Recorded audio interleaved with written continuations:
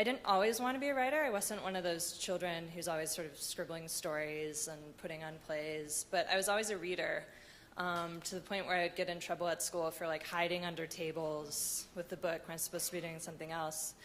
And my mom said, well, maybe one day you'll want to be a writer. And I was like, I think I'm going to want to be a handbag designer.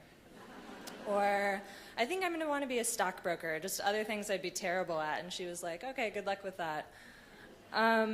I grew up in South Orange County, and I never really felt at home there. And I sort of thought I would be one of those kids who works really hard in high school, gets out of Orange County, and then fits in wherever I go next. So I worked really hard in high school. I left Orange County to go to Harvard. And if you're someone who grew up in Orange County, it's not really a slam dunk to fit in at Harvard. And I got there, and there are all these kids who knew each other from boarding school, and they're all wearing pants with like little whales and like bow ties on 18-year-olds and needlepoint belts, and I just sort of thought, like, what does this all mean? I felt sort of illiterate in this culture I was suddenly dropped into. And maybe it was partly because of that I decided I would major in anthropology.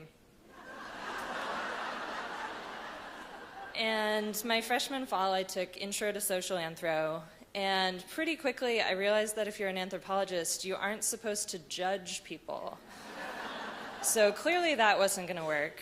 And I went back to the course catalog, and I looked through, and I started to think, like, what classes are really speaking to me? And of course they're all English classes, because that meant reading. So I became an English major. I started to read a lot. Sophomore year, just kind of on a whim, I took a creative writing class, and it went fine. It was interesting. I felt like I was really terrible at it, which I was. Junior year, famous writer came to teach as a guest, Zadie Smith, the English writer, and she'd never taught before. She was 30, amazingly cool, and really unconvinced by the whole prospect of creative writing education. And she was really hard on us.